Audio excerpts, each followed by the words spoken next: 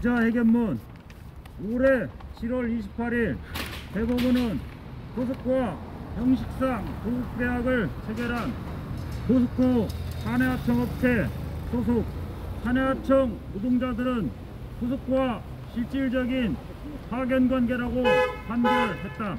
즉 포스코와 하청업체가 법으로 금지되어 있는 불법 파견 범죄 행위를 자행해온 것이다. 대법원 확정 판결에 의해 불법 파견 판정을 받은 하청업체 형광기업 코에이스 소속 노동자들은 포스코의 광양제철소 크레인 운전 작업 및 공장 업무, 제품 업무 등을 수행했다. 이뿐이 아니다. 포스코 광양제철소에서 포스코 엔텍 호텔 소속으로 포장공정, 재선 광양제철소에서 포지트, PMI, 파인텍, 오렌놀 소속으로 재선, 제강, 아변 등 포스코 공정 대부분에 대해 고등법원은 업무를 수행했던 노동자들과 포스코 사이에도 근로자 파견 관계가 성립한다고 판결했고 현재 대법원에 계류 중에 있다. 근로자 파견 사업을 하려는 자는 고용노동부 장관의 허가를 받아야 하고 고용노동부 장관의 허가를 받지 않은 자로부터 근로자 파견의 역무를 제공받아서는 안 된다.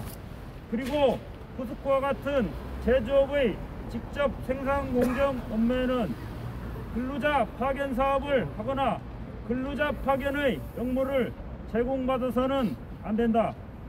그럼에도 불구하고 포스코의 대표이사 최정우, 김학동, 정탁은 광양제철소에서 근로자 파견 사업의 허가를 받지 않은 하청업체로부터 그 소속 노동자들을 파견받아 열연, 냉연 등 제조업의 직접 생산 공정 업무에 종사하도록 함으로써 그 역무를 제공받았다. 그리고 하청업체 대표이사 박병민, 양용호는 광양제철소에서 근로자 파견 사업의 허가를 받지 아니하고 열연, 냉연 등 제조업의 직접 생산 공정 업무에 소속 노동자들을 파견함으로써 그 역무를 제공했다.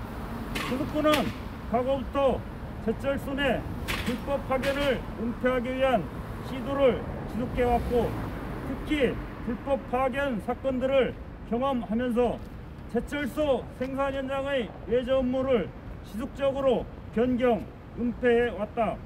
특히 2016년 8월 17일 광주 고등법원의 불법 파견 선고로 포스코는 최소한 이때부터 파견법을 위반하고 있다고 인지하고도 고의로 근로자 파견의 역무를 지속적으로 제공받아온 것이다. 그러므로 포스코가 불법 파견에 대한 증거를 인멸하기 전 신속하게 수사가 진행될 필요가 있다. 특히 파견법 위반 사건은 조직적인 기업 범죄로 관련 증거가 사업장을 지배하는 원청 포스코에 편제되어 있으므로 압수 등 강제 수사를 진행할 필요성이 크다. 포스코 제철소 공정 전반에서 불법 파견이 이루어지고 있다는 법원의 판단이 내려진 만큼 이제는 국가가 간접 고용으로 인한 파견 노동자들의 피해 구제에 적시 나서야 할 것이다. 또한 수사기관이자 노동행정청인 고용노동부는 포스코의 양제철소, 재선, 제강, 아변의 전체 생산 공정에 대한 전면적인 재점검과 수사를 통해 포스코에 대하여 전체 사내하청 업체 노동자들에 대한 직접 고용 시정 명령을 내려야 한다. 이미 현대제철, 순천공장, 당진공장에 대해서도 직접 고용 시정 명령이 내려진 바 있다.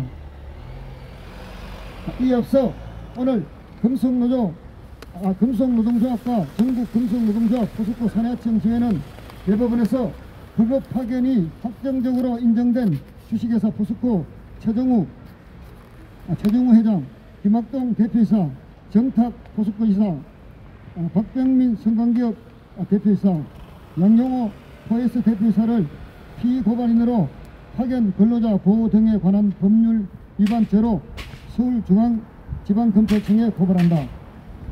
우리들은 불법 파견 범죄의 명백한 피해자인 포스코 하청업체 노동자들이 더 이상 피해를 당하지 않기 위해 이 사건 피고발인들에 대한 철저한 수사 및 기소, 직접 고용 시정 명령 등 형사적, 행정적 조치를 우선적으로 신속하게 취할 것을 촉구한다.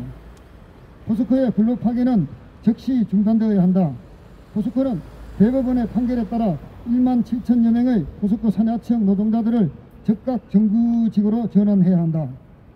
오늘 기자회견에 참석한 우리들은 범죄자 최정우 회장과 하청업체 대표 처벌, 포스코 전체 산하청 노동자들의 정규직 전환, 비정규직 철폐를 위해 끊임없이 투쟁할 것이다. 2022년 11월 3일 전국 금속노동자 포스코 산하청 제1동. 예, 마지막으로